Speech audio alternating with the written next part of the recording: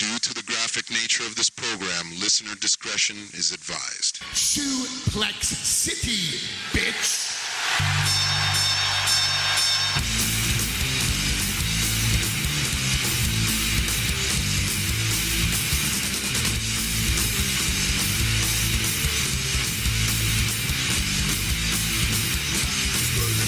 Says who's next? Getting straight will break your neck. Nephew on the door is one. Leave nothing down, he still had one. Respect.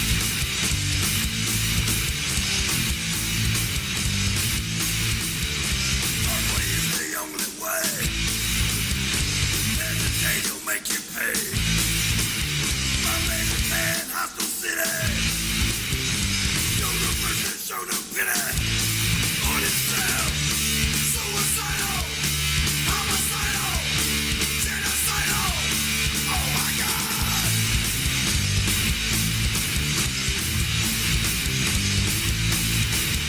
Screw the dude that says who's next. Get extreme, he'll break your neck. I'm a man, hostile city. Show no mercy, show no pity. Welcome to downloading episode 41 of Suplex City Limits for January 10th, 2015. As always, it's your boy Jim Vicious, along with the Ray Jackson and my Frank Dukes. Rando Commando coming here at ya. That's some new year. Some blood sport shit for you right there. Yeah. And this week we are joined by comedian Sam Medina from Pro Wrestling Nation Podcast. How are you, sir? Doing fantastic. How you guys doing? Doing good. Not bad, not bad. Suplex City Limits Podcast, available for listening everywhere fine podcasts are found. Follow us on Twitter at Suplex City Limit. You can also follow our guest Sam Medina's show at PWN Podcast. And check us out on Facebook, facebook.com/Suplex City Limits. Gentlemen, let's talk some wrestling. Hold on, I'm going to Facebook/Suplex City Limits. Right now. Yeah, there you go. Yeah. You can check out our Hall of Fame over there. Yeah, our Hall of Fame. New induction this week. The most prestigious Hall of Fame in all of podcasting. Well, you guys just got another like, so there. Damn.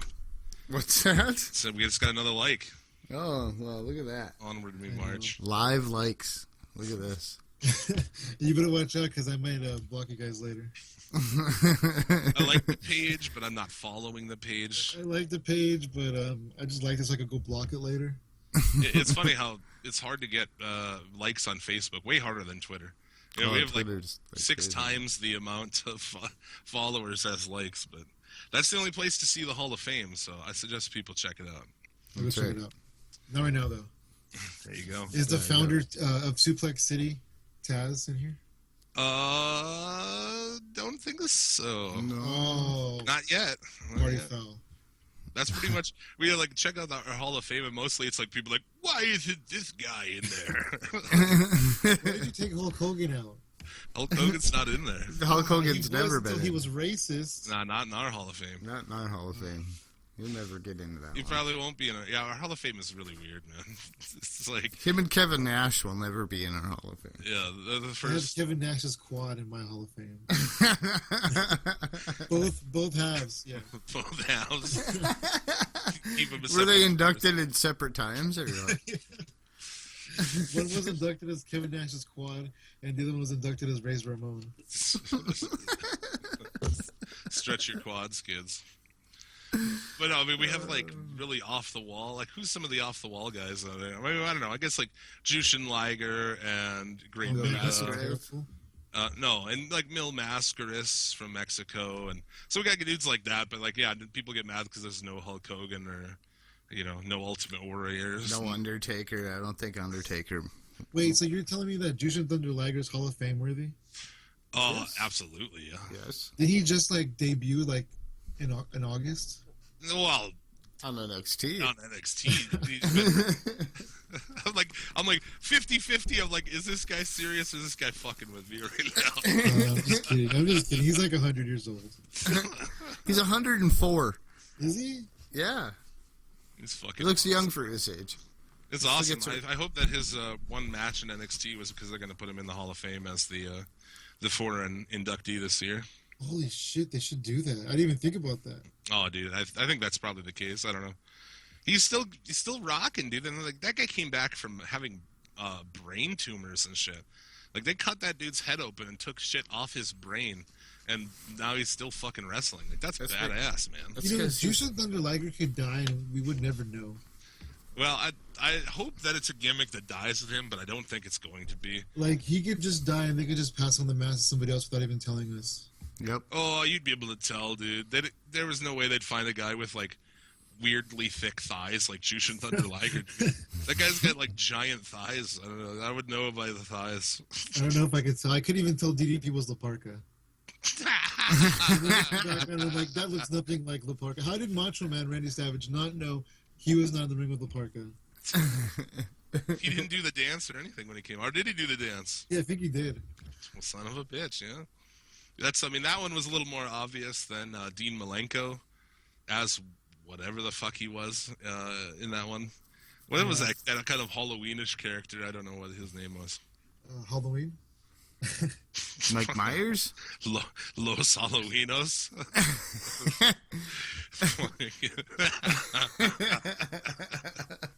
Made us racist.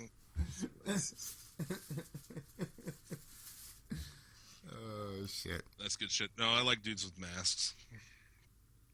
That's just something about growing up watching the old masked wrestlers. Like it's always stuck with me as badass. Oh, you meant like dudes like on the streets with masks. Yeah, dudes on the street with ski masks. They just want to make friends with them. There was a Jushin Thunder Liger sighting actually at the Wrestle Kingdom 10. He was I think he was a commentary. So I don't know. I don't know if I was. I mean, I don't know if I was listening to him, but. Who was in the Battle Royal? Was Liger? Yeah, he didn't make I thought he was in the Battle Royal, no? He might have been. I did not get to see that part of Oh, okay. I think he was. Of the show. I got to watch, like, the latter parts of the show, so. You have New Japan World? I do not. Oh, okay. I want to get it, but I have too many expenses already. I'm not sure how many wrestling-based subscription things my girlfriend's going to allow in this house. You know? Do you have ICW? I don't. I was thinking about it, though. I was thinking about that, too. I was actually giving that some good thought the other day as well. Buddy, Tyler Fudge from the Fudderation podcast. Check them out at Fudderation Pod. He has it, and he said it's really good. I mean, it's worth $5 a month to see a live Joe Hendry fucking entrance, isn't it? At this point, that is. Oh my god! I don't really know a lot about. I know some stuff about them, but I don't know a lot about them. Well, after this, check out Joe Hendry entrance and behold some of the most amazing wrestling entrances of all time. Yeah. In the Air Tonight, his entrance for that is fucking fantastic. Yeah, I think it's possibly the funniest intro I've ever seen in my life. Yeah, that one's pretty good. Hendry Ball one's pretty good too. Yeah. The funniest entrance of all time is in SmackDown versus Raw, when the guy comes out and he trips and he rolls all the way down the ramp to the ring. Is that a thing? It was a custom one. That's the funniest entrance of all. He just rolls down the ramp. And never mind. It's funny. Go watch it. Go look at it. Go get it. SmackDown vs. Raw 2007. It's funny, you motherfuckers. You should have known. You should have known already. You should already know about this. So let's talk about the big news this week. Of course, big news breaks right after we post an episode. So, that's how that has to be. Well, at least somebody didn't die. Well, yeah, we put Dusty Rhodes into our Hall of Fame, and then 24 hours later, he's dead. Yeah, I was kind of worried that our Hall of Fame was going to be a curse. So is your news, your headline that you put John Cena shoulder? Hey, if that's what it takes. if I knew it would work, yeah. By the way, crowd, Suplex. Hey, too many of those you can't see me's. Yeah. We're gonna put that San Jose crowd in their Suplex City Limits Hall of Fame. Yeah, that crowd's always fun when Raw comes by. I'll take credit for it, but that was Santa Clara. Oh, was it? Yeah, I mean it's in Santa Clara. Oh, okay. This is a little town nobody's ever heard of. You guys built so much bullshit in your cities that you have to put it in other places nowadays. Yep. Hell yeah! It's like I like it, man. These stadiums are not even You know, like what San Francisco is not in San Francisco. Dallas isn't in Dallas, right? I mean, Yeah. there's Trust too me, much man-made bullshit. I'm still heartbroken. I'm completely heartbroken that Candlestick Park is gone. But this new stadium, it's a lot closer to me, so I'll take it. Oh, there you go. Why would you want to go watch the 49ers anyway? Here we go. Because they're all, well, you know, they're my team. That's why. That's right. I've been a Raiders fan for a really long time. Oh, really? Ouch. Yeah. Oh, she says. How would you want to watch them? It's been tough this last decade, but you know, hey, I know, trust me. I'm still waiting for Jamarcus Russell to come around. Maybe he's gonna make a comeback. You want to talk about ouch, man? I'm a lifelong Cleveland Browns fan, so. Sorry. Oh. Well, at least you're gonna get rid of Manziel this year. He's gonna go to Dallas. We never should have drafted him in the first place. Yeah, you should have never fucking drafted that piece of shit in the first place. Oh, fuck you, Johnny Manziel, jabroni. Someone needs to break his back and make him humble. The best Iron Sheik tweet of the week. Break your back, fuck your ass, make you humble. The news of the week going around now is the possible signings of AJ Styles and Shinsuke Nakamura to WWE. Also, Gallows and Anderson. Yep. I don't know, why would you sign them? Let's start by shitting on those guys. No, I don't know why you'd really sign those guys. Like, I wouldn't sign those guys. Because WWE wants them to do a podcast. I just like to me. Do they do a podcast? Oh yeah, they do a MLW show. Oh, they do a talking shop on MLW radio. Well, if they sign to WWE, they did do a podcast. The show's officially been announced as on a hiatus. Really? Yes, their podcast is officially on hiatus. Oh, what the fuck? Well, I guess that lends a lot to it. That lends more credibility to that than I've heard pretty much anybody say. So there you go. I mean, they're a good, serviceable tag team. Will they bring them in as a tag team? I imagine. They'll bring them in as Balor's muscle or whatever. Seems more like a sort of a cunty move. More of a like, well, we're going to take these guys from you, like old school WCW, where they just take guys for the sake of taking them, not so they have them, but more so you don't have them. Yeah, Vince did that in the beginning too. Yeah, I mean, I guess everybody kind of does that shit. But yeah, I mean, the big signings out of this is Nakamura and Styles, which it seems like it's happening. So it's only going to be a matter of time. I imagine Styles is going to be a surprise entrant in the Rumble. Hey, do you think they're going to bring Nakamura in as Hideo Itami and just not tell us? Oh, they're gonna fucking bring him in a rice hat with a Ching Chang Chong song, dude. On a bicycle, ready to deliver some Chinese food. Yeah, exactly, dude. With like the big fake like buck teeth in the front and shit. Yeah. Oh my god. They'll do something racist like that. Yeah. See, that's the thing with it. I understand them wanting him. I guess I don't know. I would like if I was looking to Japan, I would be looking more at like a guy like Okada personally. If I was them. I think like he of all. But Okada's probably not available. True, I think, but of all the Japanese talents, I think he might have the most chance here. I don't know how much English Okada speaks. And you know what though? Also, sorry to interrupt you. If I'm Okada, I'm saying fuck the U.S. wrestling scene. Well, yeah, I mean, Nakamura's moved out of there, so I mean that gives him more leverage over there. But that's the interesting thing is from that perspective. Why would you want to sign with this company? They've never done anything. I'm excited about it, but at the same time, what can they really do? Name an Asian wrestler who fucking did shit there. Master Fuji. No, Funaki. He became SmackDown's #1 announcer. I mean, you have to go all the way back to, like, Ricky Steamboat, and I don't even know if he's Didn't they just put a Japanese guy in the Hall of Fame? Well, yeah, they put somebody in every year, but that doesn't mean that they worked there, really. Who did they put in this year? Inoki, possibly? No. This 2016? Yeah, no, it was old school. It was a cat who used to work NWA shit off with Flair. He had a lot of shit with Flair over here. Last year. I can't don't remember who it was. I can't. Somebody who I'd never heard of.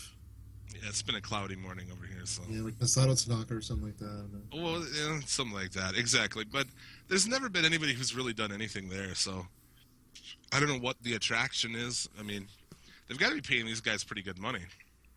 I feel like just more of a reach in WWE than in New Japan. Like not only does more money interest them, but also just reaching a bigger audience. Right, and the network just launched or is launching in Japan, so I mean it's a solid move on their part to get some talent from over there to try to help sell it. But they don't use, well, they don't really use anybody right, but they definitely don't use No, they don't use anybody right. anybody who's not white right. Yeah, I mean, They don't use their Mexican stars for shit. They never use. so wait, are you saying they Asian use guys. Dolph Ziggler correctly? Well, no, I'm saying they don't use anybody. They don't use anybody correctly, but they There's definitely- no right way to use Dolph Ziggler, man. There's only wrong and there's wronger. There was a time where at least they did like some white guys right. Who You're did awesome. they have as an Arab Asian, shit. like an Asian star? Nobody. I'm like trying to think right now while we're I talking. mean, I would say what, like Taka Michinoku, but I mean he was used fucking Michinoku, I guess. It was used very poorly over there. Yeah, he was involved in an I choppy your pee-pee angle. Oh, there you go. Great Sasuke was there briefly. He didn't do shit either. Well, yeah, he was supposed to win the light heavyweight championship, be the first champion of that, but then he basically, in Japan, was saying, like, I'm going to take this belt with me and, like, back to Japan, and I'm not going to even fucking defend it over there. And they're just like, all right, screw you, but there are some really great Yeah, give it to Taka. Sasuke and Taka matches hidden in weird in-your-house events and shit. So those are worth, if you can dig those up, those are worth checking out. But both these guys are pretty old. Styles is 38. Nakamura's 35. So, I mean, if you're going to do it, now's the time.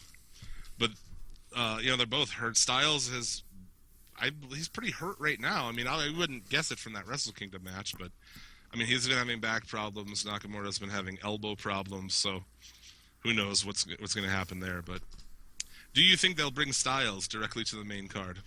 Of I'm course. hoping he debuts in the Rumble. So yes, because you don't pay an AJ Styles money, like enough money that he leaves Japan, he leaves the Indies to put him in NXT. Yeah, you think that, but at the same point, the shit's baffling because every single person, every single champion coming out of last WrestleMania is injured, and many of them won't even be on the card this year, if any of them. I know that all of them, None. None are fucking here. They're all hurt right now. But will any even be on the card? And see, that's another reason why I'm leaning towards main roster, because the main roster is hurting right now. Especially, and you just said they just launched in Japan, and if we can get these guys at least buzzing by WrestleMania, they could do some big, like a big Bullet Club 6-man tag or something at WrestleMania, and make it like second to last, and it'd be really big. Yeah. Well, I mean that's a good point. I love me some 6-man tags, man. He does not. I hate 6-man tag matches. Yeah, I don't mind. I mean, they could- I mean, when they make sense. Maybe okay. War Games. Yeah, Yeah. that was good. I like them when they make sense. If there's 3 guys who are in a faction, or if like teaming up with another guy makes sense, but the WWE Raw, just like 3 fucking faces versus 3 heels every week. Like when they did Fuck the that. Shield 6-man, Yeah, that was cool. and then the other 3 guys are just kind of interchangeable. Even the one with Evolution after the point, that one was pretty fucking good too. Yeah, was enjoyable. I'm talking like Shield versus Sheamus, Big Show, and Randy Orton. Well, I don't support any 3 of those guys doing anything. Good. Fucking Big Show. That guy needs to fucking go away. But yeah, it's interesting, man. We really say in here, it's like, if only they had a feeder system where they had trained guys and prepared them to come up to the main card, right? Yeah, no. If just only they mad. had that, they would be in... I don't understand why no one's been brought up here at all. Like, I was dumbfounded that they kept the belt on Balor. I was like... People are saying now is Balor even going to be on the main card in 2016? He may not, man. But if they do the Bullet Club, he will. Well, And that's the thing too. I've heard that New Japan. Well, some people are saying Balor owns it, but more reliable sources. New I Japan heard that New owns Japan owns it. New Exactly. Japan owns it, but I heard rumors that WWE is trying to buy it. Right. Let me take a shot here real quick at some of these fucking bigger, I use air quotations there, wrestling podcasts. If you fucking can't pronounce a dude's name and all this shit, these guys are like giving the wrong information and shit. They're like, pronouncing his name is like Shinsuke and talking about Balor owns fucking Bullet Club. And yet tons and tons of people listen to these shows. Fuck that shit. I just wanted to bitch about that quick because that pissed me off this week, listening to these shows that are super popular, like talking out their ass. They don't know anything about what they're talking about. Yeah, fuck those people. And it irritated me. I'm not going to call them out by name. I am. Because we need them. Suplex City Limits. Motherfuckers. Fucking bastards. So, we'll see, man.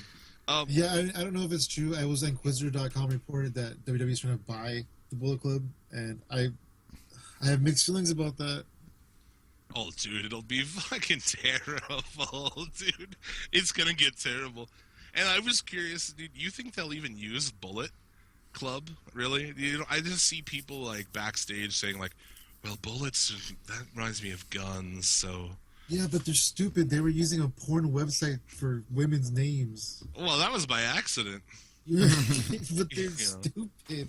Their ineptness and the fact that they're, offended by things is different. Yeah, you're right, though. The United States is, like, overly PC. Are they going to put a Bullet Club shirt out there that has fucking bullets hanging off of it?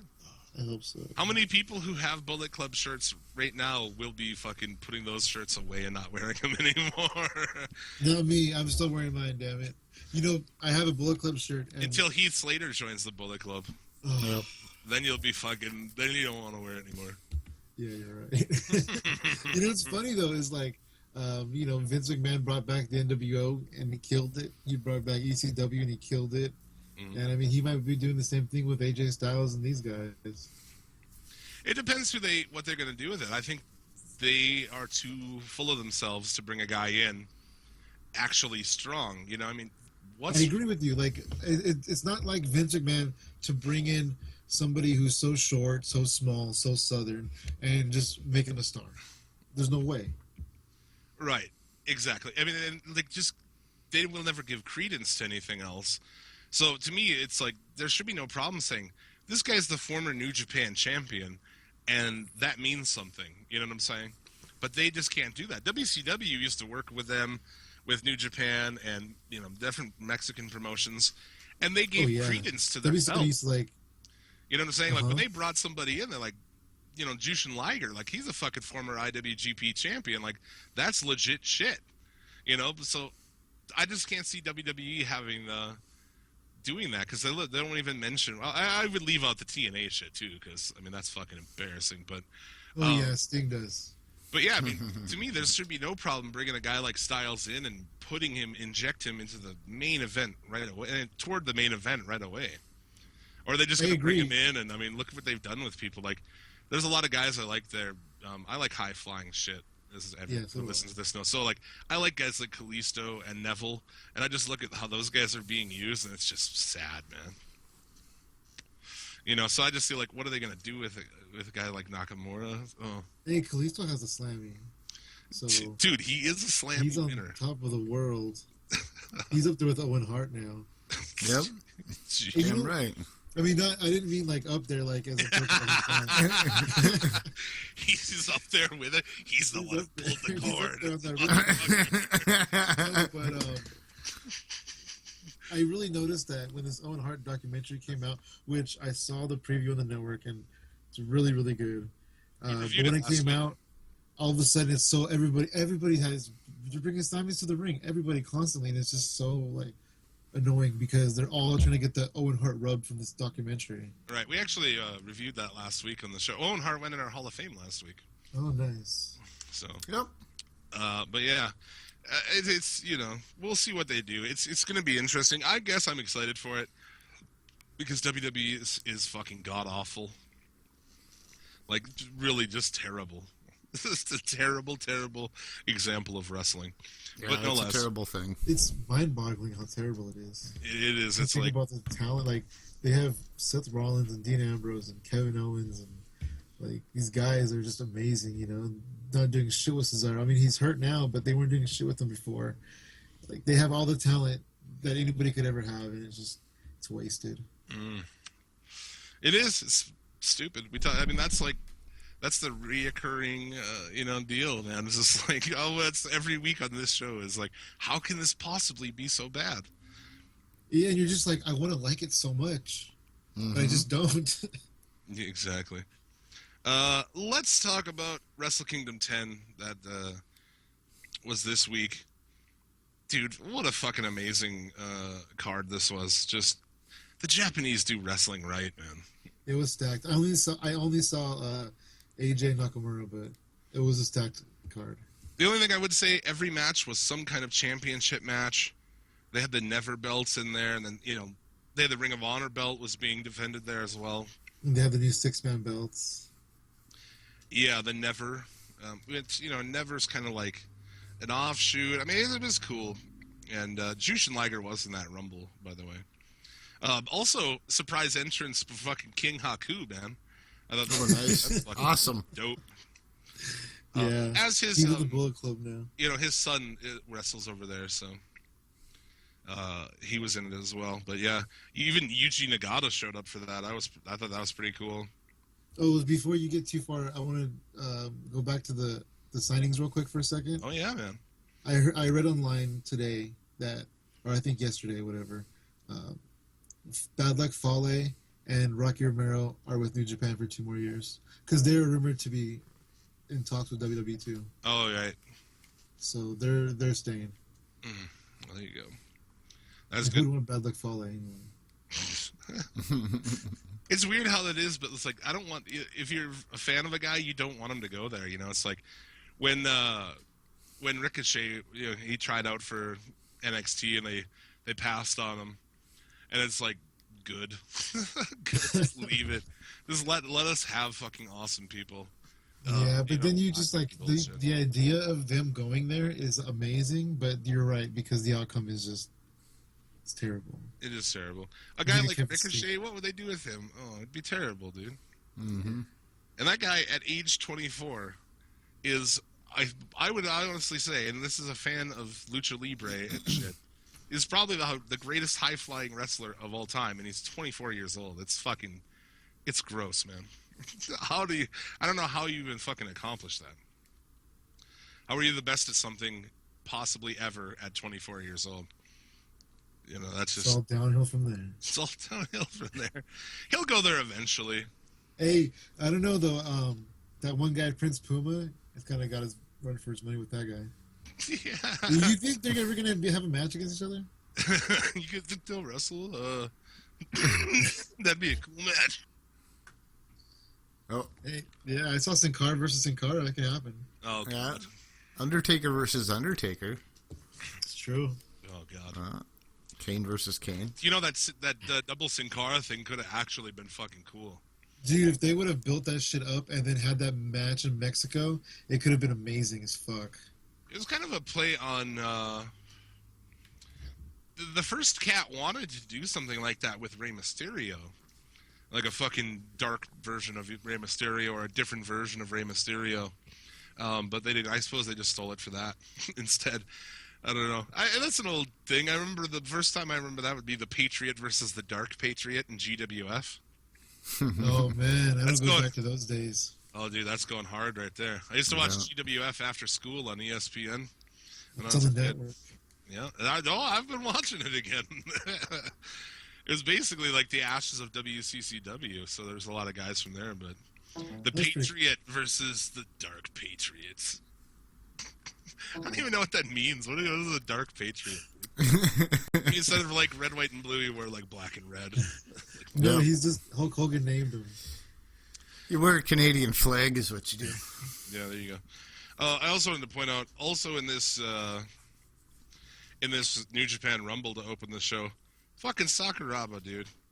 He just got his ass beat down in an MMA fight like a week ago But dude, Sakuraba, that guy's like Japanese fucking lore. That dude is like through wrestling and fighting and shit. I don't know, I just always loved that guy. But there was a ridiculous fucking 4-way tag team match. Just you know, and even if you didn't see it, you could, by hearing who's in it, you could expect it. The Young Bucks with Red Dragon, so Bobby Fish, Kyle O'Reilly, with Matt Sydal and Ricochet on a team versus Roppongi Vice, dude. Ridiculous spot fest. Like, there's spots in this match. Ricochet does a running at the rope, leaps up to the top, does a fucking oh god damn it now, a shooting star press out to the floor. Holy shit. Damn. So a running shooting star press to the floor, man. Fucking ridiculous. You know, and it ended in like a 4-on-4, like, so one guy comes in and grabs for a suplex, and then it rotated back and forth each team. So there was a simultaneous 4 dudes linked together suplexing 4 other dudes. It was just like the most ridiculous spots you could imagine put into a match. It is definitely worth trying to check out, man. Yeah, I was thinking about getting New Japan World just to maybe for a month and just watching that and watching last year's Wrestle Kingdom. Dude, it's and, that New Year's match Dash. is fucking just crazy. And the Young Bucks, dude, say what you will about the Young Bucks. It's kind of in vogue to hate on those guys. The Young Bucks are dope. They're fucking amazing. Yeah, they are. I like them. Dude, just the combo moves that are involved in there. I mean, like, you know, take a guy and power bomb him into the corner. The other guy fucking jumps off the top over a guy, and it's like just crazy spots. But yeah, that match was amazing. It was worth. It's for a guy who likes spot fests like I do. Did they do the Meltzer driver? No, I don't know. I don't know about that. You know, I don't want to go through every match on the card. Lethal defeated Michael Elgin for their ROH championship. That was a pretty solid match. Are you guys are big followers of New Japan? I try to be. You know, I mean, around Wrestle Kingdom every year, definitely. So Michael Elgin was in the G1 Climax last year. Yeah. And that kind of established him with the Japanese crowd a little bit. How did they react to him? Is he a star in Japan now? Because of that? Dude, yeah, he's. Yeah. So do you guys think that with Nakamura, AJ, Bullet Club leaving, that Michael Elgin could be one of the guys that fills the gap? He could be. He definitely could be. In this, he did like a one-handed fucking like press slam. Fucking crazy, man. That guy is ridiculously strong. He might be one of the strongest guys out in wrestling today, honestly. Just the sheer power of that guy, it's crazy. But of course the Japanese love him, you know, they like that shit. They've always liked that shit. That's why they like Scott Armstrong, for crying out loud. Right. I mean, Scott Norton, what am I saying? Oh, dude. Come on now. Fuck is Scott Armstrong? Scott Norton was a shit, man. Yeah, we're big Scott Norton fans, and Scott Norton will be in on the Suplex City Limits Hall of Fame. Because that guy is a fucking badass. He was a beast. I only know him from like NWO days, but he was a beast. That was when he was the shit, yeah, dude. He was such an asshole. I loved him. I find that if people played, like if you were an avid video gamer back in the day and you played WCW NWO Revenge on N64, you automatically liked that guy because on that game he was a fucking animal. Yeah, he was. He was a fucking. I remember he was a beast. You turned knockouts on and try to KO somebody in under a minute, and you could totally fucking do it because every move he had was like super power bomb and fucking like crazy shoulder breaker. Like every move was just fucking crazy. Plus, he was an over the top. Yeah, and he's a kind of a local boy. He's from Minnesota, so dig me some Scott Norton. I don't even know. Oh, so yeah, they were like, what were we talking about before I started gushing about Scott Norton? But they like the Road Warriors and the Steiners. And... Yeah, no, you're right. Yeah, they like the big burly ass kickers. The fucking big American hosses. Yeah, they like that shit. I mean, they like Albert. Yeah, exactly. Whatever his name is. They did like him a lot. Beethoven. You knew that, right? Yeah, they loved him, man. Yeah. No, he was a huge star there. No, I don't know why he left. I don't know. To go. I guess he was getting too old. Yeah. To go in drag on Raw, I guess. I don't know. To be Tensai. Yeah. To be Sweet Tea. To take a shit on all the Japanese culture that he had been infused with. That was horrible. But you have some consideration. You're like, you've wrestled in Japan. You know a lot of Japanese people. You're close to them. But And he has then you little go eyes. to America, and then you become Tenzai, which is just like a mockery of it, He really. has little eyes. He looks like a Japanese guy. Like, it was like, without that guy in there, that was like, he looks like a Japanese guy. Well, I was trying to convince myself. He doesn't look Japanese at all. No, dude, he didn't look fucking Japanese. But he had a Japanese guy with him, right? Well, of course. For like 2 weeks. Yeah. Everyone Yep. had managers then. Yeah, So Kushida and Kenny Omega. Omega's awesome as long as he's not wrestling a fucking 9-year-old girl. that's Also lending credence to the fact that this deal's probably happening.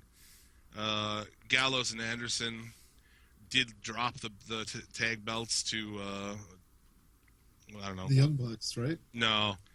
GBH, which is Togi Makabe. And Oh, yeah, I'm thinking of the wrong match. I don't yeah. really know who those guys are. So, Wait, who won the first match? Young Bucks? yes. And who was champion going in? Red Dragon? Yes. You're putting me to the fucking test here.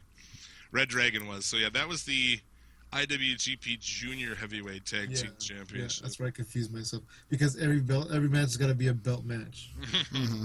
And this was the IWGP Tag Team. I like that they have they have like a sub tag belt, you know. I guess that's for smaller I do guys, too, high yeah. flyers. I like It's that idea. X-Division tag team. Yeah, that's something too. Is like people always talk about, oh, they should bring the hardcore belt back, which is such a nonsense idea. But the cruiserweight belt would actually be something. And I liked, 24/7 hardcore title. and right in the death days of WCW, they started with a cruiserweight tag, which I thought was fucking great, man. Cruiserweight Yeah, that tag was belts. good. There was some great matches in that. So, do something. I like that model. The littler, smaller guys and the bigger guys, and then you put them on even pedestal. You know, it makes sense. But they did drop the belts, so that they probably are leaving. I just don't know how they're gonna bring that cat back. Like when he was whatever the fuck, was he Festus or something back in the day? He was a lot of things. He was Festus the most. He was a lot of things. Good wasn't one of them. Yeah. Kane, he was Kane for a little while. Yeah. The really for the main, we can skip ahead to the last two matches, the two main events. Dude, Nakamura and Styles was fucking amazing. 24 minutes of just well done fucking match. Built up. Definitely, Japan style, building it up, and a lot of great spots in there for two guys who are kind of banged up. They definitely rocked it. And I was interested to see if Okada and Tanahashi were going to top it, and I think they did. That match went 36 minutes, and those two final matches are definitely. That's interesting. It happens January 4th, but in December we'll be like, oh, these are probably the matches of the year. No. These both could stand the entire year of being the best matches of the year. We'll see.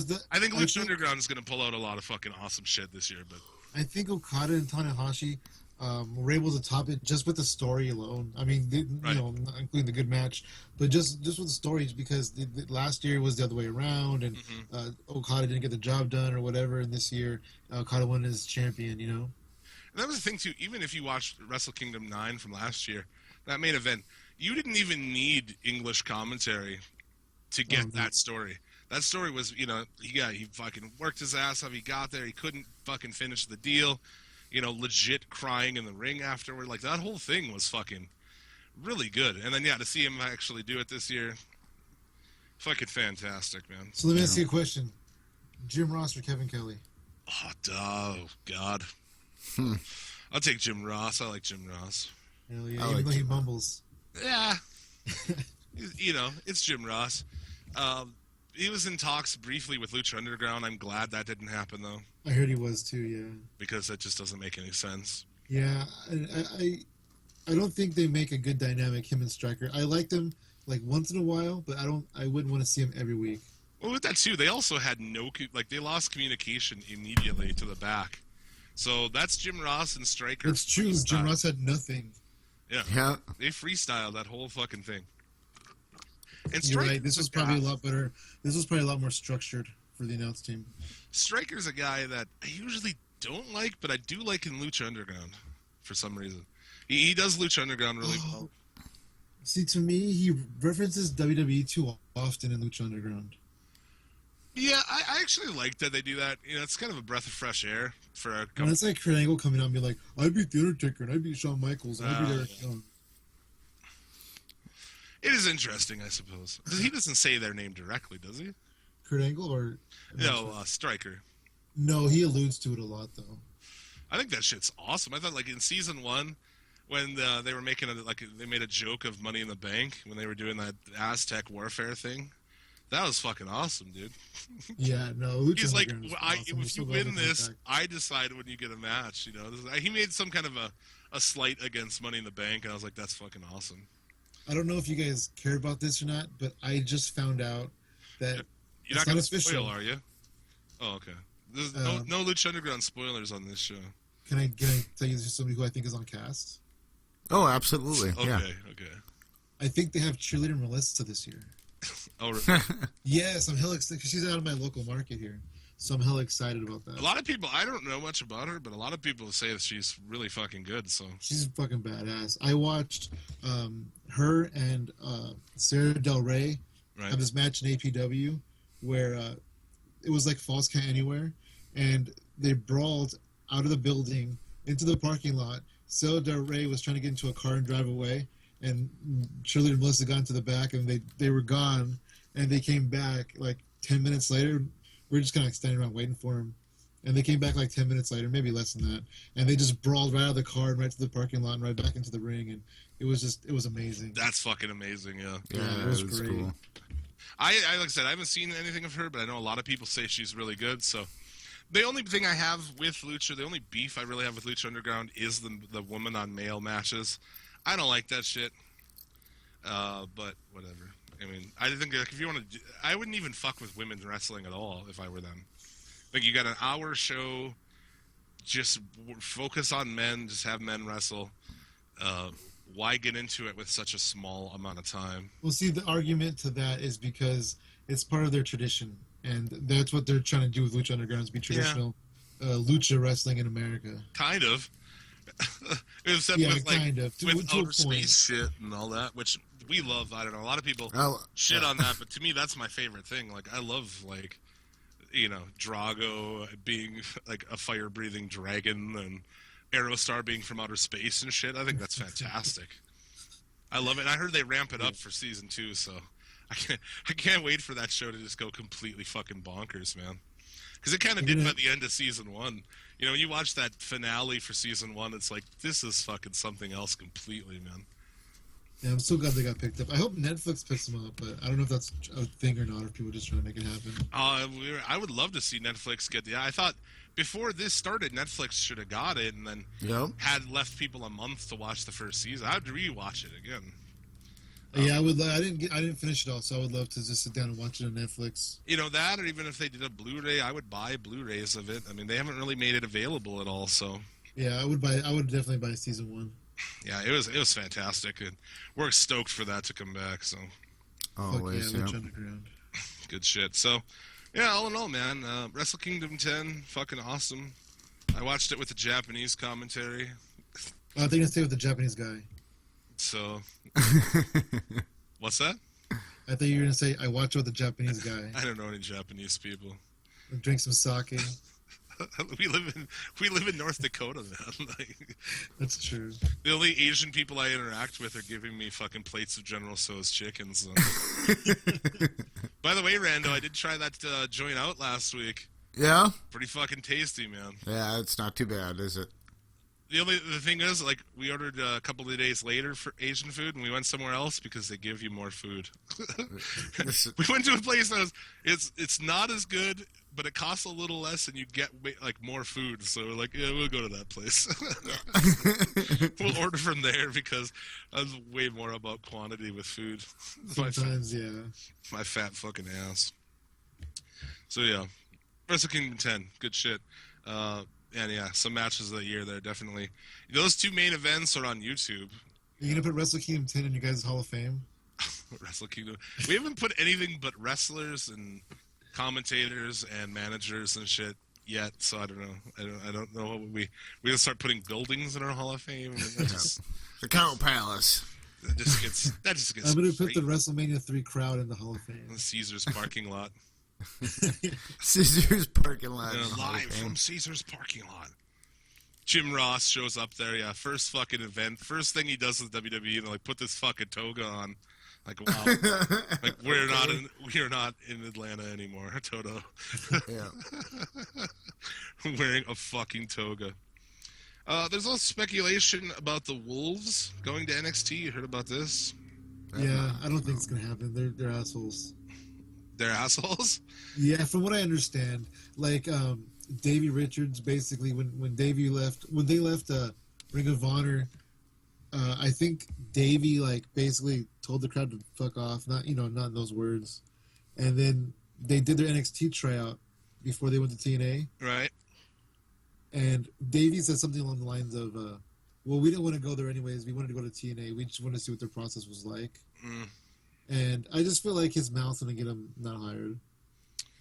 Yeah, I might have got him hired here. I really don't know anything about current-ish TNA.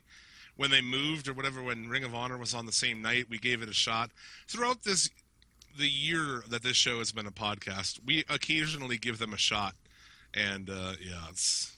Dude, I already watch a terrible fucking wrestling show every week for this. I'm not watching another one, dude. I already fucking watched Raw, goddammit. There's only a certain amount of terrible wrestling I am willing to watch for the sake of this show. So I don't know. Are the Wolves worth a shit? No? I would like to see the Wolves come into WWE NXT, but I don't see it happening. Are they worth a shit in the ring? Yeah, they're good. I mean, I feel like they were more valuable before TNA. Well, so is everybody, but name a person who's more valuable after TNA. Go. I feel like they were a hot commodity before they went to TNA. Now I feel like now they're kind of an afterthought. Well, that's what TNA does, man. But the thing is, I heard somebody say that Davey's been talking about going to Japan. Well, they're not taking any indie bookings after May 1st, so. Right, yeah. I guess we'll see about that.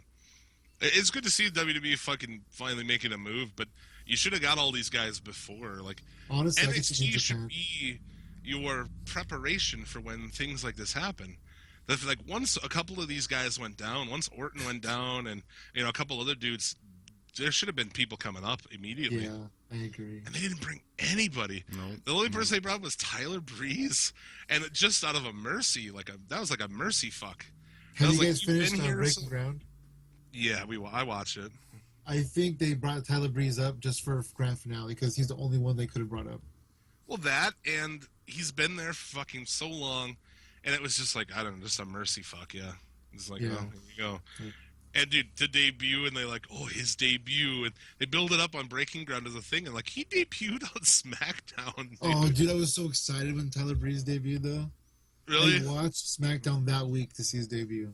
We're not big on the guy. I think he's fine in the ring. I think his gimmick is not main event caliber gimmick. But Oh, no, he's Shannon Moore. yeah. Yeah, there's no way.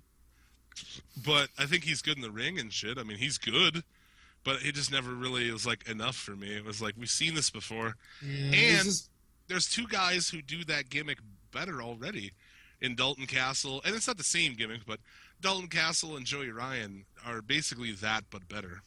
yeah, but they're not on that stage. They should be. Well, they should be. See, the thing is about Tyler Breeze is, on paper, I get excited because he comes in and they could do great things with him, but then in reality, they don't. In reality, yeah, he's like, 50-50 booking with Dolph Ziggler, so. Yeah, and now he's feeding with Goldust, I think. Weird. Yep. At least they'll put him over in that, I guess. Yeah. At least he'll go over. So there's that, I guess. In other news this week, Mick Foley wants to manage Becky Lynch. Go Yeah, I home. heard about that. Go home, Mick Foley, you're drunk. I think he's trying to get some. 1 week we're like, yay, Mick Foley. The next week we're like, shut up, Mick Foley. And 1 week it's like Mick Foley runs his mouth, the next week his whole family's hired. Yeah, exactly. His son started taking coffee orders this week, by the way. So, Yeah. That's good. I'm uh, glad he's good for something. back It's like Scott Hall's son. Yeah, he just comes on here. Love it.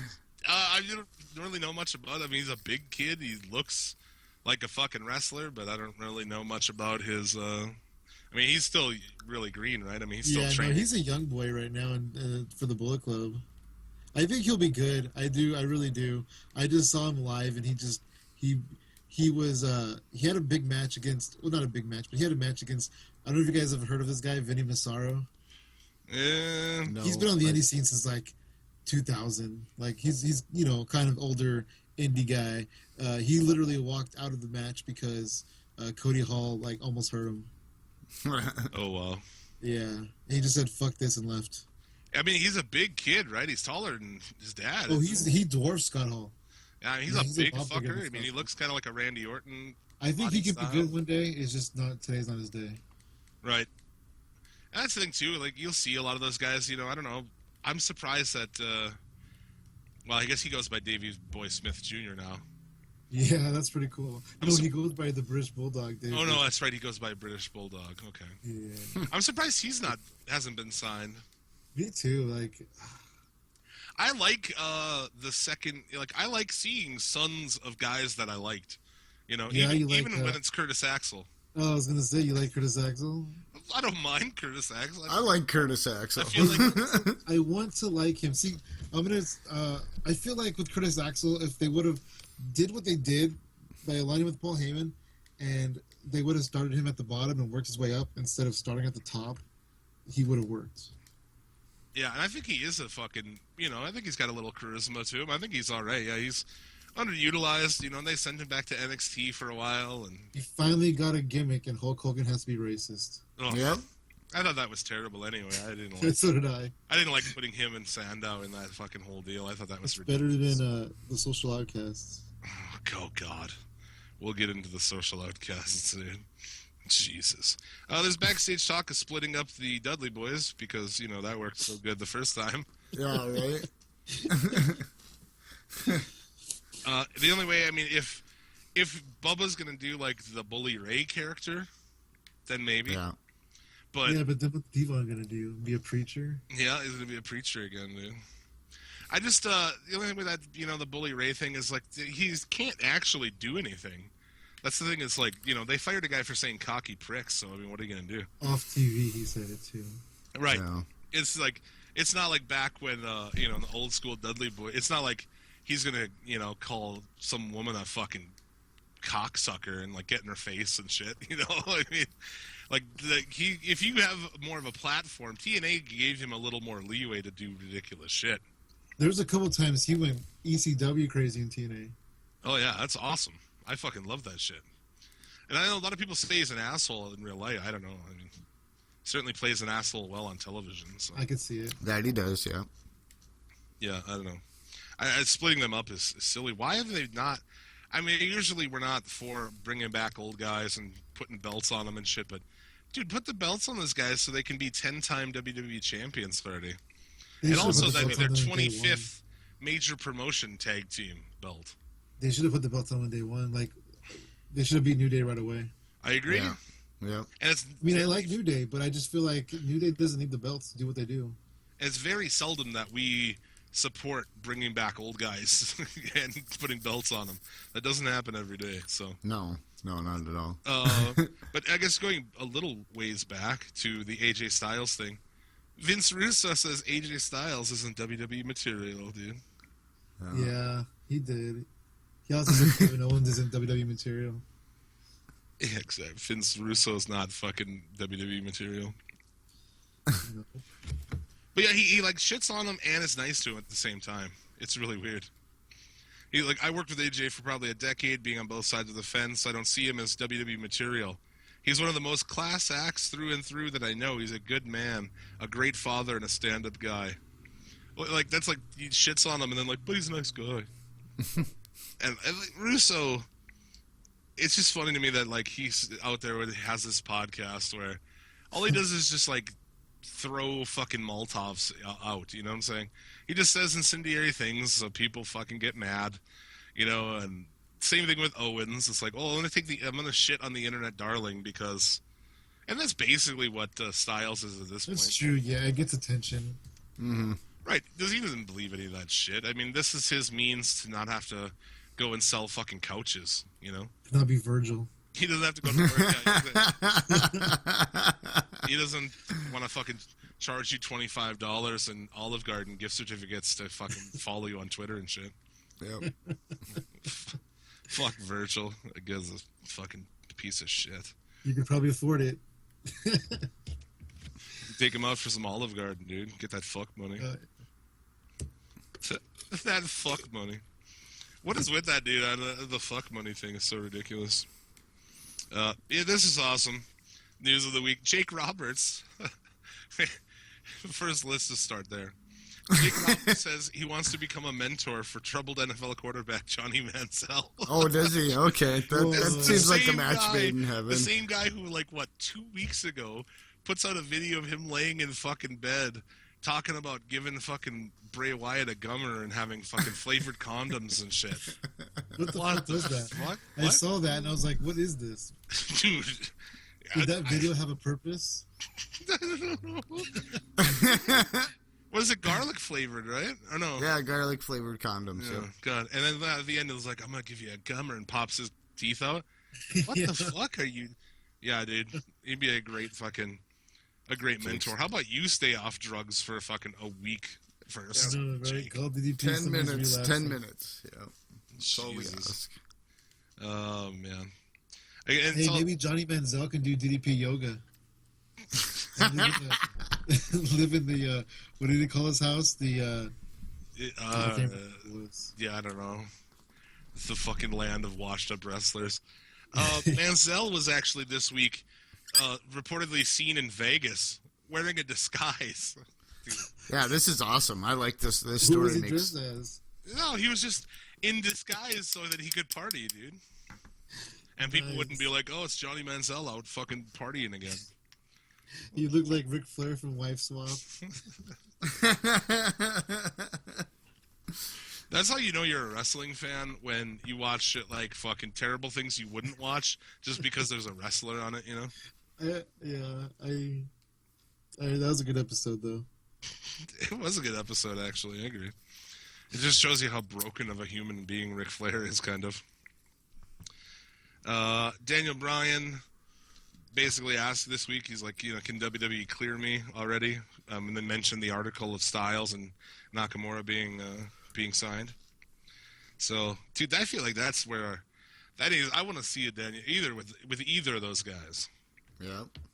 That needs to I happen. do too. It's not gonna happen, but I want to see it happen. I feel like the only reason he's not around right now is because if he comes back, he's going to derail Reigns, man. And I think, Yep. he fucked up that shit for them once, and they're not going to have that again. I feel like It's so that's exactly sad. what it is. It's so sad because the more money he makes, he's making money for the company. Yeah. Like, it just doesn't make sense to me that they would take somebody who potentially could make a lot of money and just put him under the couch, you know? Yeah. And just let him be under contract so he can't go anywhere else, and he's stuck. They won't fucking put him back in there. And I mean, that's basically is really the fitting end to that whole story of It's really the sad crowd for his... demanding him and them fighting the crowd tooth and nail on it. And this is, exactly like, well, we just not going to put him out there anymore. It's Yeah, crazy. it's a terrible move. Like, we're going to take this. I mean, and the injury shit is one thing, but for a while there too, it was like when they were fighting it, it's like, this guy is the most over guy. Why do you not do that? Same thing here. They spent a year and half their roster trying to get Roman Reigns over to be champ when Ambrose was over this whole year. You know what I'm saying? Like, you could have just put it on Ambrose and everyone would have been happy with it. I really feel like if Reigns would have joined the Authority at Survivor Series, Ambrose versus Reigns would be like the shit at WrestleMania.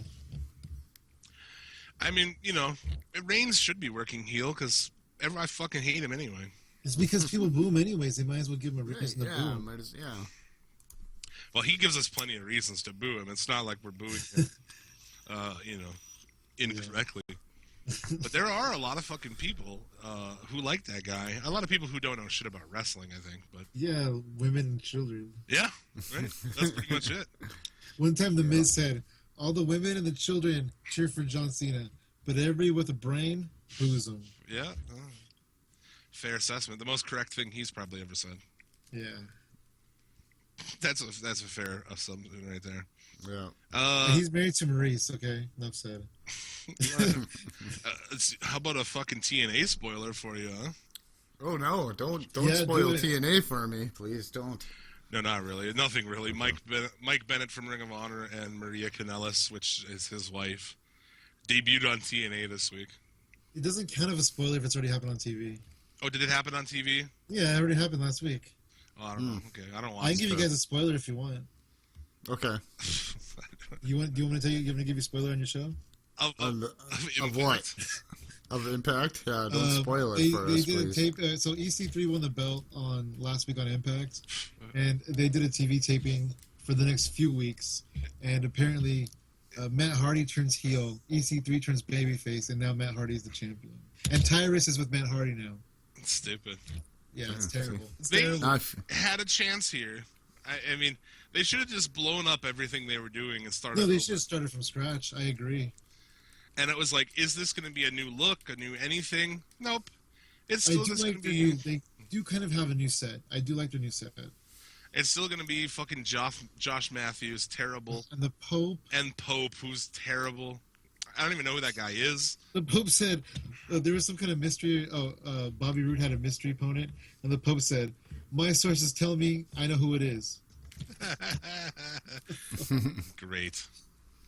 Yeah, I just fucking can't get behind it, man. TNA is No, I terrible. can't either. I tried to watch Impact. I got halfway through it. and I Every just time they pooped move to a new myself. network, which is quite often, actually. You We give pooped him- yourself? we give him You a pooped shot. yourself, you said? You just Yeah. said he pooped himself. No, I said I killed myself. Oh, I thought you said you pooped yourself. Speaking yeah, I of did which, that too. Speaking That's of the which, first reaction after you. that'll come out later anyway. No. it'll come out later.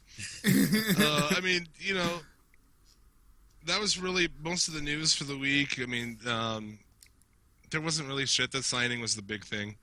The NXT was on, doing another review. Ring of Honor, the same. So really, I guess we have to talk about Raw. What about the John Cena? Did you guys talk about that last week? I don't think we did. John That's Cena, new, right? is That's like the injured. biggest story right now. That's He's not the missing WrestleMania. biggest story. Hey, he's missing WrestleMania. Okay, he's a constant. We can't see him at WrestleMania. No, we don't see him. And I hate to say it, but they've driven. That's how he got hurt, man. He got hit by a car. They didn't see We him. didn't Yeah. see him. Like we said, it's like we were talking earlier before we started recording about, the crowd in Cincinnati last night throwing beer cans at Ben Roethlisberger as he's being carted off, and we're both like, it's classless to cheer an injury, but at the same point, fuck you, fuck him, good, go away. It's really interesting. I feel like, I feel like he's part of the reason why this whole New Japan thing is happening, and just because he's out, and it's gonna force them to fill some holes, and I'm excited about what could happen, but it's gonna suck, Like on paper, I'm really excited about the potential of what could happen, but in reality, it's still the Roman Reigns show. Oh god, it's terrible. So, and that's the thing too. WrestleMania is the the culmination of all the fucking storylines. There's none. There are none. Really, Reigns and Triple H is probably going to happen. It's going to be terrible. Spoiler alert. It's going to Yeah, be Grandpa. We got Grandpa's back. Grandpa's gonna be at WrestleMania. Yeah. Oh, dude. Fucking terrible. Speaking of terrible, Monday Night Raw, dude. This show is terrible. Mm-hmm. Proper, I don't even remember watching it. I know I watched it, but I don't Yeah, even I fucking watched remember proper watching it. shit. Highlights, lowlights. I mean, we just kind of pick things that you want to talk about from the show. First Well, up, at the very end, it was over. yeah. That was the best part. That was my favorite Let's part. go chronologically through the shit, if we will. Kevin Owens and Neville had a awesome match, dude. Neville pulled out like everything in this thing, man. I mean, Yeah. like the moves that he was throwing out in this match, I was like, holy fuck, man. Wait, was this the one that ended in like 2 minutes? Or was that last week? That was last week. It kind of blurs together. Yeah, it does. But I like the idea of an Owens Neville thing, but the winning that Slammy definitely kind of, as weird as it sounds, actually kind of has helped Neville. Seems like they're going to give him a little bit of a push, but That should have gone to Owens. he pulls There's no everything way. out in that just to lose in the end, and it just doesn't. It doesn't really go over well with me in that sense. Like he's done everything in this match. He pulled out like every single fucking crazy spot, and it still lost in the end. And where's the build to that? This is going to be on the Rumble card, I'm sure. Why? When did it ever happen that you watch guys wrestle for 3 weeks and then they wrestle again at the pay-per-view? When was that ever been the case in professional wrestling? This whole year. This whole I'm not past saying year, other I than remember. now in WWE. You build it up to have the match at the event, not to have it every week. I don't Well, understand. by your logic, when did they ever have Hell in a Cell because it was October? Oh, God. We bitch about that every year. Yeah. Yeah, Oh, it's it's TLC. December. Let's pull up the ladders. Yeah, oh my God. Yeah, I don't understand the point of it, man. We've watched it already. We've watched it for 3 fucking weeks, and Yeah. there's nothing announced for Rumble, which is 2 weeks away. This gap between, The WWE title's on the line. this gap is so fucking, it seems so vast. It You guys seems like think Roman forever Reigns since gonna- there's been an event, and we're just in this no man's land of terrible Raws. And we're 2 weeks out, nothing is set up but the Rumble itself. Do you guys think Roman's gonna walk out champion? No. Triple H will. I called it. Oh, yeah. Triple sure. H will be 30th in the Rumble. He'll come out and win it. I bet. I'm calling it right now. Yeah. Yep. You know, I think that would be more interesting if he was 31. Like if the Rumble was about to be over and Roman was the last one standing and then Stephanie came out and she's like, "Wait a minute, I forgot to tell you, there's another person in the Royal Rumble." I veto any idea that starts off with Steph comes out. Vince? Especially when it's followed by fucking Cunter coming out. Yeah. No, fuck him. They need to go off TV. So that's a WrestleMania main event where Roman and I guess it is. Roman Reigns takes the belt from Triple H at Mania. Oh, And you get your what a- big what a fucking- superhero. Yeah, there Yeah, you go. get your superhero there, yeah. And then it'll take probably, well, no, I suppose he's the babyface, so. It still might take him fucking stealing the sledgehammer and using it on him to beat him and shit. Because, Triple H ain't gonna just go out there and lay down. And they're in Roman's home market too for the Rumble, and that'll get him more sympathy. Yep. It's gonna be, Put more heat on Triple H. Yep. the fact that the entire crowd is pissed off and booing, they'll be like, yeah, we did a good job with having Triple H win, but really it's not that right. It's not wrestling heat, it's like real heat. Because Yeah, the only villain, the only heel that WWE has managed to create is the company itself, which is a weird thing. If you look back in wrestling history, there's not really where the company is the heel, but Yeah. they definitely are. they're like they make themselves up to this evil corporation and give us your money, give us your money. And they are. They definitely are that. They definitely are that, yeah. They And then use it's like fake Steph- charity to fucking further their own agenda and shit. Yeah. Yeah, Titus O'Neil and Stardust, who gives a shit? gives a shit. That's been going on for weeks. That wasn't on the Hulu version, No, luckily. they consider themselves. I don't lucky. remember that. I actually don't mind Stardust, but whatever. Every time we go through Raw every week, it's like PTSD. I start having flashbacks and shit. And I I used have to no like- negative. Yeah. I used to like Stardust until they put the Ascension with them. Oh God, Yeah. yeah, that was. The faces of what do we call them? They're known as the faces of queer or the feces of fear on this show. You can pick whichever one. How about the Faces of Queer? Yeah, you can be the feces of queer. Yeah. So they're just like cum soaked turds. Oh God. Well, I mean, it's not like you can say you've never been there, And they could have been the Ascension could have been stars too if they would have done it right. Yeah, we like to rename people like Blake and Murphy are the ass fuck twins, and the hype bros are the dude bros. The dude bros. Yeah. The League of Ordinary Jobbermen or Nation of Desperation. Yeah. Is the League of or what do they call themselves? I don't know. I was trying to think. What's the real name? League I of can't even Nations? remember. I don't know. Or did they drop that already? No, is it? I wonder if they just didn't drop that. Well, League of Nations is about to get their Japanese member coming up here, huh? Oh, yeah. Hey, there you go. Face Wade Barrett. Do you know that it actually came out, too, that Kevin Owens was originally supposed to be a part of that, but because he was, air quotation, sick and had to go home, he just fucking was spared being in that dog shit. Wait, Well, that's sick, good. you mean fat? Like, we're not gonna put him in there. He's too fat. Damn it. No, they wanted to, but he was sick and he ended up going home. The kid was on the road with him. Yeah, no, I know. I'm just talking. Yeah, shit.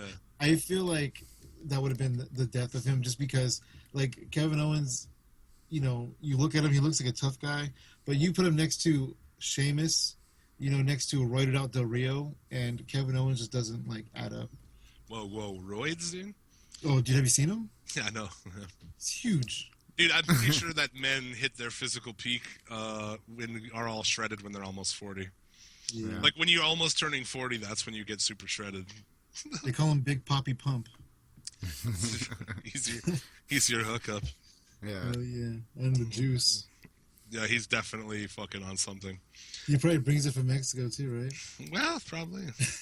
Sells it to all the boys. Speaking of which, That's why anybody... Vince had to hire him back, because Vince needed another fix. Speaking of steroids, anybody check out this week's tribute to Scott Steiner, Botchamania? Yeah. Dude, how do you guys watch Botchamania? Because on YouTube, they put this little frame on it, and I can't stand it anymore. Yeah, that's how I watch it. Yeah, that's how I watch it, too. Hate it. Well, they have to, otherwise it's going to get caught by the bots. Yeah. Dude, Steiner, as I said, I was talking Scott Steiner with a coworker of mine who's not a wrestling fan now, but was. And basically, I think I figured out exactly how to put into words my thing with Scott Steiner is he's like a shitty fucking movie. He's like a terrible horror movie or something that's like so bad that it goes around the bottom to good. You know what I'm saying? Yeah. It's just like it's like a terrible, campy, shitty movie that you have to be like, dude, you got to see this movie. It's so ridiculous. Fucking Scott Steiner. He's great, man. Yeah. Walking down in the ring with tigers and shit. Also, the award of being the most steroided out fucking wrestler probably ever. Well, next to Warrior. Or Ivan Putski. Well, not next to Warrior, but we'll be next to Warrior in a few years. I'm surprised Scott Steiner's still alive. Me too. Yeah, definitely. Becky Lynch defeated Charlotte. Yeah, I watched that. A handful of tights, I think, is what she got. Yeah. Distraction roll-up. Yeah, distraction roll-up. But, dude, why is the face getting... I don't get it. The belt was not on the line here then, I guess. I mean, I hate to be the typical wrestling fan, but I was talking... When I have to piss on this show, I wait until that, and then I set up Rando and the guest to talk about the women's match while I go piss. And when I watch the show, that's usually what I do, too.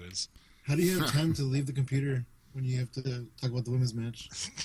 It's a perfect time for me to leave. Well, we had a women's match. It was like, there was this, Charlotte versus Paige. You guys go ahead. I'll be back in a minute. Usually it's wrapping up by the time I get back. So, Ryback, big show, dude. Huh? Yeah. That was that the segment? No, I think of last week again, where all the people came out. Yeah, the Wyatts came out. Oh no, I was thinking last week. That was this week. Big Show entered himself in the Royal Rumble. Nobody came out and KO punch everybody. That was last week. It's hard to pick, you know. It's hard to remember week to week. It's like, was this last week or because it's all the same shit. It all is the same show, yeah, every week. Yeah, it's terrible. Rusev and Del Rio from the Nation of Desperation defeat the Usos. Yeah. Well, that's good. And then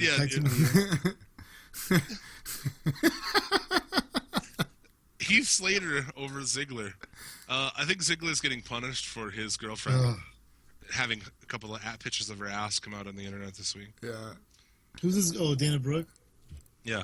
Sadly, no vag or anything, but, you know. I guess you did get to see her ass, so that's something. Yeah, dude, I really... You know, Heath Slater defeats him. Yeah, the social outcast, dude. Adam Rose, Bo Dallas, Curtis Axel, Heath Slater. Dude, really? This is like the Job Squad 2.0. Yeah. Basically. And if you hear random noise coming through on my end, let me know. Someone's playing drums in the building here, so that's fun. Oh, that's fucking Yeah. fantastic. Great neighbors, man. Great That's neighbors. awesome. You should have intro your show. It's just shitty drumming. We kind of want to keep the show going, though. Yeah, exactly. We just steal music every week to open our show. I'm a musician. I could create music to open for the. I have years worth of music that I've created I could use, but fuck that. We wouldn't get shit like this week's opener, which is badass. Yeah.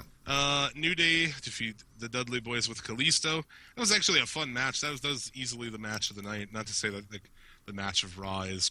It's because it had a dude with a mask in it. Well, Are you surprised? And yeah, a lot of super high spots and shit. Yeah. You know, basically, honestly, you know, really why I liked it the most. It reminded me of Dudley Boys with Spike, Yeah. where like they did a lot of the same spots. I can see that. Yeah, Bubba I like can see hurled him out into the aisleway and shit, and it was like it gave me that vibe, and I was like, well, that's cool. I still say the fact that they didn't when they brought back Dreamer and then Rhino, the fact that it wasn't Spike was bullshit. Yeah. And we're like, oh, maybe Spike doesn't wrestle, and you know this or that, and he showed up at that 2CW final show, so he must still wrestle. Obviously. Yeah. Right? That was a good show, actually, too. Free the death of 2CW, though. I know, I missed it. I did. I wanted to see it. It was like an all-day thing, dude. There was like 2.5 hour shows. Is it still available? I mean, it's not like they're producing new shows. You might be able to find it somewhere online. I watched it. I streamed it live. I couldn't watch the whole Yeah, thing. because they had their. I think 2CW.com was streaming it. Yeah, I watched it on like their from there I went to Ustream. Yeah, I watched like a good portion of it, but yeah, I mean, I can't really get away with watching wrestling all fucking day on a Sunday usually. So I like enjoyed that. And your main event. Someone's typing. This main event Trying to be was. stealthy about it. Oh, you sure? It sounds like your pound. You know, like it just picks it up so much. Because my microphone's like right next to the keyboard. This is a professional podcast, Sam. All right. This is a 5-star. 5-star. 6-star. Fuck that. We broke it and we got 6 stars. Yeah. Dude, the end of this match, this is what I really want to talk about. McMahon as the guest referee. Oh, this was garbage. This was hot garbage coming out of Dude. fucking somebody's ass right here, man. This was Unfucking shitty. believable. The botch in the end. McMahon is supposed to be down and out, but he's not. And then it dawns on him that he's supposed to be. Because he pins and he's like, oh shit, I'm supposed to be out cold right now. And starts acting groggy. And then another ref comes in and counts it. That botch was terrible. That was an awful botch. Yeah, this was the drizzling shits right here. Dude, it was just like the perfect close to that show. I was like, that sums it up, dude. Fucking terrible. Sums up everything going on right now.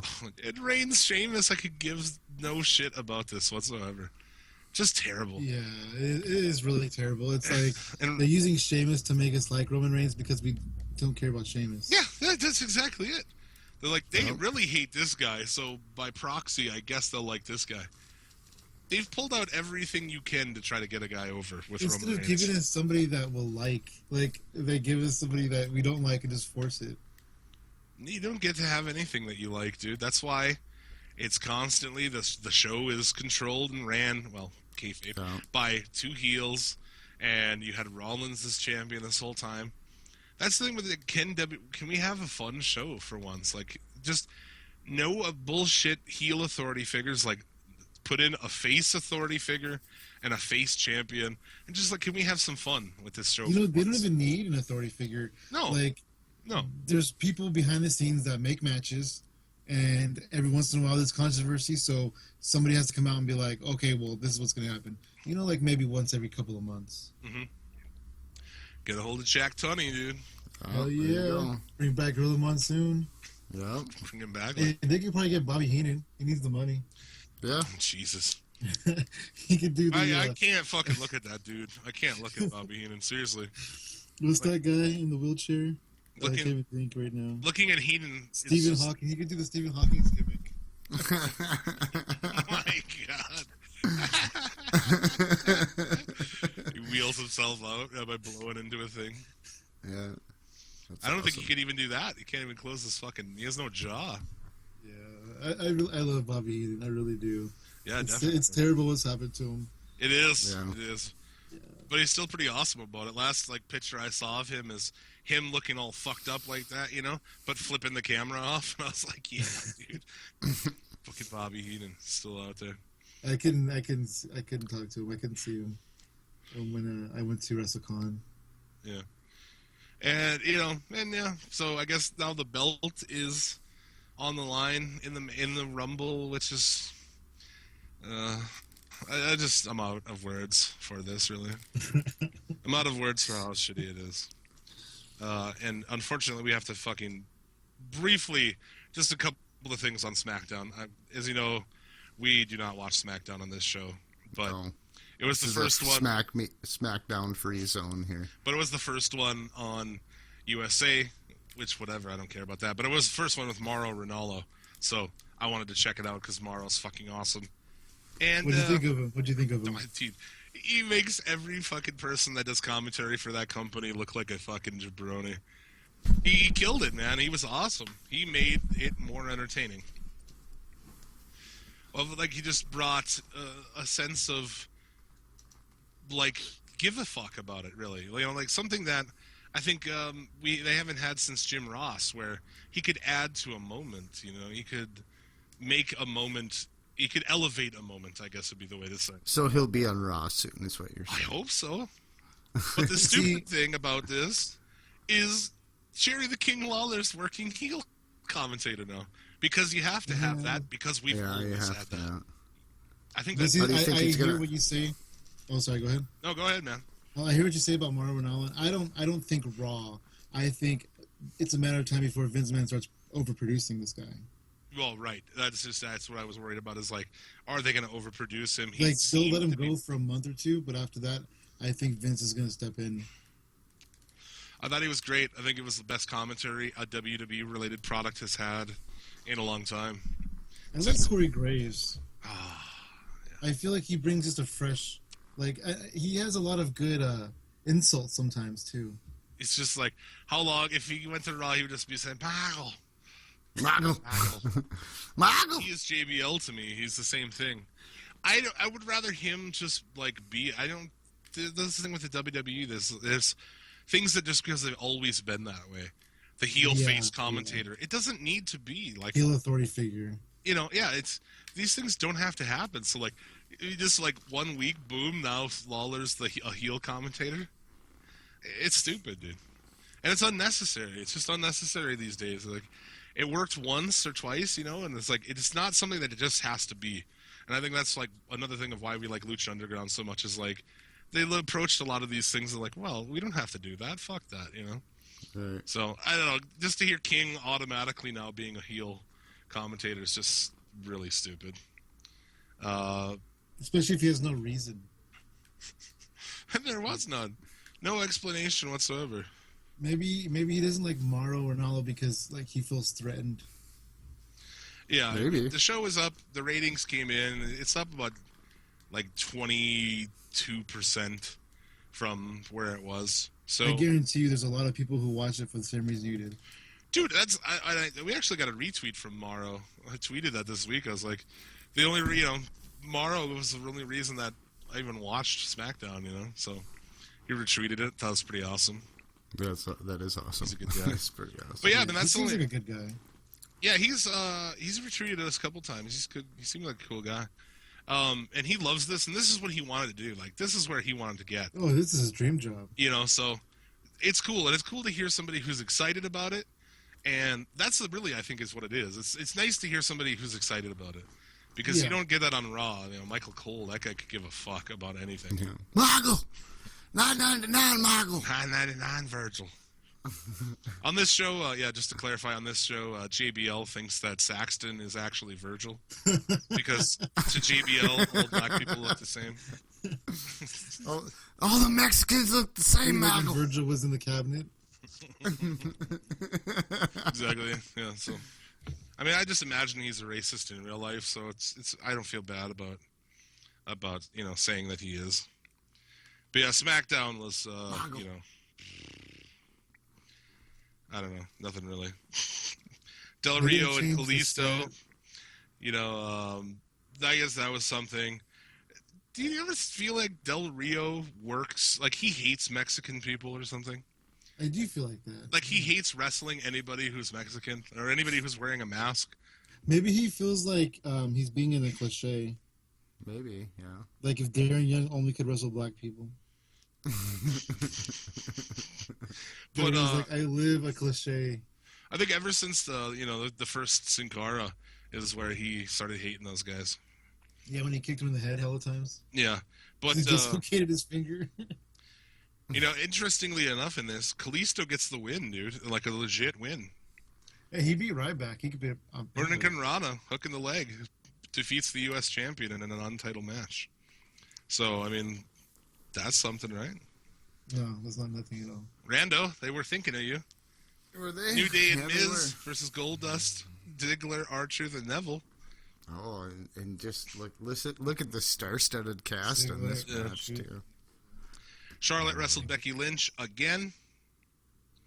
I guess it was a championship match. Spoiler alert: Charlotte won, and they're going to wrestle on the Rumble. You know that. Hey, was Mick Foley in Charlotte's corner? I mean, in Becky's corner? No, Did they need him? no. Okay. We don't need Just Ric checking. Flair either. While we're at it, Yeah, they don't need Ric Flair. Yeah. fuck Ric Flair. He can go away. Mike, I'll agree with listener Michael out there. He doesn't need to go away. Hey, but Ric Flair is there to give his daughter the rub, and I don't mean that in wrestling context. Yeah, we know. We know that. Yeah. Yeah. We figured that he was gone for a long time, and they reconnected by him putting a dollar in her fucking G-string at his. You know, like, wait a minute, it's Charlotte or Ashley, I guess. Ambrose and Owens Intercontinental match, double count out. You know, Of course. How would you have it end any other way? yeah. There you go. So that was the show. Total of 4 matches, over 2 hours. Oh my god. Hey, how'd you guys like the new SmackDown set and the new theme song? don't know. Was there? No, there wasn't. I'm like, They didn't change shit except for the announcer. that's awesome. But yeah, Morrow's still going to be calling some boxing, kickboxing, and shit. So that's a cool deal for him. And he's still calling New Japan for the time being until his episodes are done. Oh, I suppose Yeah. there's probably some out there. There's still a few in the can. There you go. So, all in all, whatever. Mm. I'm not going to start watching SmackDown, so I don't give a fuck what they say. I'm not going to start watching that show. But Morrow's really good. Yeah, they should put him on Raw and get rid of some people. I like a 2-man booth. That's another thing that they've created that they think has to be is a 3-man booth. Oh, yeah. I like a 2-man booth also. It's just the best. There were some good 3-man ones in history, but there weren't in WWE. You know, I actually really liked one of my favorite. If I had to pick my favorite 3-man booth, I would probably say Shivani, Heenan, and Dusty Rhodes, if you will, baby. That's easily acceptable, If you my friend. will. That's right. Oh god, I love that fucking getup. That was great. Put those 3 motherfuckers in jean jackets outside in Sturgis, South Dakota, and like make them go. Like by the end, Dusty's like basically had like sunstroke or something because he's babbling about all kinds of nonsense. If you will, If you will, they did it. so fucking. I liked on I'm Nitro just gonna how go they back would here and switch. breathe some motorcycle exhaust fumes at the pay window. I like when they would switch on Nitro. They would have like 3 for 1 hour and 3 for another hour. Yeah, well, you know, that was cool too. I always liked when Mike Tenay came in for matches with Japanese guys or Mexican guys. Oh, yeah. Yeah. That's the thing too. I was like, before Impact came back here, I was like, are they gonna fucking wise up and put him back on commentary? Nope. You get the Pope instead. I would rather see Mike today and Don West. Oh, I don't like Don West, but Mike Tenay would. But over the Pope? Well, yeah, fair enough. I can't think of anybody I'd rather see less on commentary than that guy. Yeah, I agree. He is Let's terrible. put a chicken on commentary. He is terrible. And Matthews, don't even give me. I fucking don't like that guy just as a human. I feel like he's such a pompous ass. He is, dude. He took a couple of Twitter shots at JR. Yeah. Talking about, like, old guys should stop talking about wrestling. Just like, I don't know, like the tattoos on his arms, just the way he dresses. Like, he looks like he's a total douchebag. Yeah. Like Seth Rollins, I would not, if I knew Seth Rollins in real life, I would not like him. Mm-hmm. He wears his hat all sideways like a little punk. Oh my god, right? Dude, the hat. I want to slap that hat off of him every time I see it. Oh my god. I mean, I wouldn't do it, but I want to. Yeah, well, yeah, exactly. Oh, dude. Yeah, there's just guys that, you know, it's like, you can't hide shit, too. It's like Roman Reigns. You can't hide that guy's an asshole. You know? Right. Like, there was that guy in high school who had a shitty fucking smirk on his face all the time. And that's what he reminds us of, and that's why we don't like him. Because he's a guy who's had everything handed to him and acted like he's earned it. Yeah, yeah. And exactly, who are wrestling fans usually? Right? Just dudes, man. We don't. Daniel No one Bryan. likes that guy. Yeah, Daniel Bryan. Exactly. CM Punk. Yeah. That's why we like those guys so much. Yeah, because they bring a realism that Yeah. we can relate to. And Reigns is a fucking cunt. You hear him on like podcasts and shit. He's an arrogant fucking. Yeah, he's like, I'm just doing what they told me to do, and hopefully I'll get rich. Yeah. Yeah. He's like, oh, my daughter's kids be rich because of me. That shit too this week on Raw with or was it this week or last week? Whatever. Talking about like his dad Sika. He's like, I worked him to the bone. Yeah, you're one generation away from having a bone in your nose. That was a good line. But yeah, it's like that's what they're. I thought Vince meant he was gonna get him on his knees and put his boner in his nose. Yeah. Well, I think that's the only reason Reigns is there is because fucking McMahon's hard in the pants for him. Oh yeah. Reigns grabbed that gold fucking cock ring. The brass cock ring. That brass dildo. Yeah. That brass dildo. Fuck. Whatever. So, in conclusion, we still don't like Roman Reigns. Fuck him. You like him better than Sheamus, though. I guess. I thought that match, Philadelphia. that TLC match, actually made me like Sheamus more than him. They're like, Sheamus has taken all the crazy bumps out here. You know? Well, yeah. Of course. But yeah, they're running, talking about the Sika and shit, working him to the bone. That's exactly why they are where they are right now. That's the reason why they have all these guys hurt is because these guys work way too much. Yeah, I mean, definitely they do. Like, look at Seth Rollins. Seth Rollins was in a different country, on a different time zone, jet lag, and he does this move that he's done a million times, and it kills his leg. Yeah. Mm-hmm. Exactly. So, let's do the Hall of Fame. And let's get the fuck out of here. Let's put a bow on this bitch. This week, inducting into the Hall of Fame, I'm never prepared. I always like to have I gotta check the number. 5-star podcast. Oh, we're up to like 35 or something, 36, 37. Hey, the way you guys are going, if you induct Roman in the Hall of Fame, you might get a career-ending injury. Or die? Yeah, well, lately it's been it's been 3 dead guys in a row, so. Yeah. But Oh, do you guys take votes? no, it's just we rotate. 1 week I pick a guy, and the next week Rando picks a guy. And, yeah, it's been quite the cast of characters so far. And so this week, the 36th inductee into the Suplex City Limits Hall of Fame, as said, the most prestigious Hall of Fame in all of podcasting. Sabu, man. Sabu.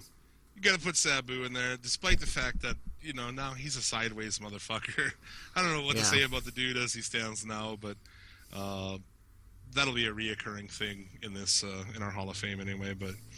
I mean, Sabu, with or without hair? with. Okay. I Good. think with. Genie pants, long hair, barbed wires, fucking scars. I mean, what do you say? As far as, like, the crazy shit that guy's done, this is a guy who, when we got that first ECW pay-per-view, thankfully my buddy's dad was a hardcore wrestling fan, and we got that first ECW pay-per-view, and it's just like, I was just into Sabu from there on, man. Just the crazy shit, jumping off chairs over the top rope into the crowd. He's a fucking madman, and he really goes like everything they say about that guy is like pretty much fucking right on. I feel like he's gonna be another Terry Funk though, and Yeah. he's gonna wrestle way too. I think he's already wrestled too long. Should have retired a long time ago. Because he's 51 years old. 51 years old, and all the shit he's done to himself. Fucking crazy. So, I don't know, he's still working indies and shit, so. Yeah. Sabu, badass. You got anything to say about Sabu? Sabu. Just, He finished a match with his bicep hanging out of his arm. Yeah. Oh, did you guys Gotta see give that him match? props there, man. Yeah. Oh, you were there? No. Okay. I said you gotta give him props there. Oh, yeah. But Yeah, that shit was fucking insane. Badass He guy. just said, give me the tape, and he just fucking taped his arm up. underutilized by WWE. Underutilized pretty much everywhere other than ECW. But they gave him a shot. I mean, he never wanted to speak in WWE, so they're like, yeah, we'll bring you in that way. Then they wanted him to talk and do shit, and he never thought he should speak or be in kind of any bullshit, you know? I like that. right. He said he was not interested in the fucking WWE Hall of Fame at all. There are Hall of Fames he's interested in being in. I'm sure he And needs. he's in one of them. I'm sure Yeah, he needs us. ours. You Yeah. think- Yeah. Do you think he would do something?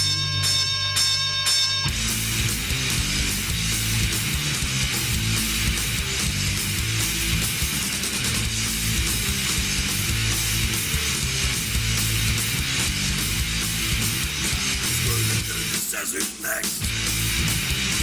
Get extreme, he'll break your neck. Nephew on a toy's one. But he does the job, he still had one. Respect.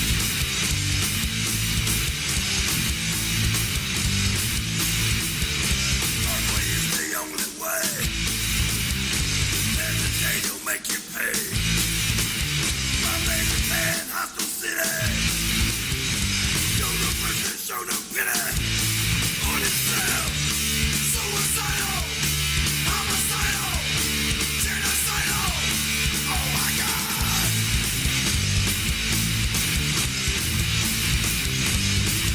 Screw the dude that says who's next. Get extreme, he'll break your neck. I make a man off the city. Show no mercy, show no pity.